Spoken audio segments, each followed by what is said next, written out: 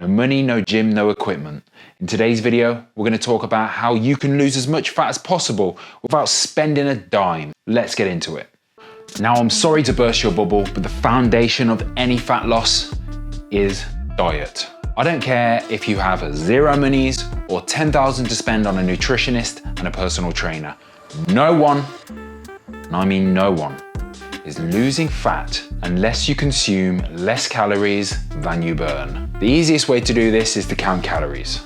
But in order to count calories, you need to know how many calories you need to be taking in. And for that, I'll link down below a couple of my favorite calorie calculators that will help you determine exactly how many calories you need to maintain your current weight at your specific activity level and how many you need to reduce that by each week to lose 1 pound. Now, the going rate is to reduce your maintenance calories by 500 calories per day for 1 pound of fat that you want to lose per week. So if your goal was to lose 1 pound of fat per week, you would reduce your calories per day by 500 calories. If your maintenance is 2,000 calories, losing 1 pound of fat is 1,500 calories per day. You will lose 1 pound of fat per week. When you're inputting your activity level into these calorie calculators, be very conservative. Do not put that you are extremely active, like you're an ultra runner and you're running 20 miles a day when you are not. Be conservative, put lightly to no activity to understand what you need based on the bare minimum when it comes to activity level. Now moving on to exercises. What can you do with your body to help burn calories with zero equipment and zero cost? Number one, walking. Yes, walking. Walking is your number one friend. It's the cheapest, easiest, most cost-effective way of burning fat.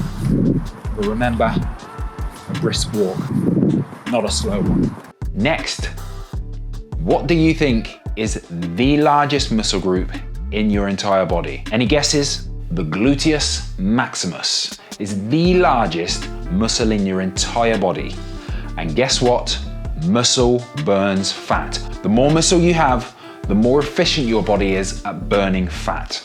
So work the biggest muscle for the biggest gains.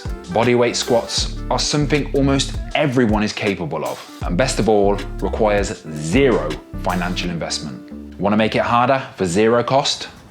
Add more reps, add more sets. Next, we have lunges. Lunges are your best friend and your worst enemy. They will destroy your body and you will not walk right for an entire week. Up next is the push-up. Now, the push-up is one of the most versatile and most underrated exercises you'll probably find. There are so many different variations of the push-up that you can work a number of different muscles by simply moving the positioning of your hand. If I was starting from day one, this is what a Monday would look like, and pretty much every day going forward. I would start off with a 15 to 16 hour fast. That means you stop eating at 8 p.m. on Sunday night. You can start eating at either 11 a.m. or midday on Monday. I would be in bed by 8 p.m. on Sunday night and wake up at 5 a.m. on Monday morning. This is going to give you an 8 to 9 hours sleep depending on how good you sleep.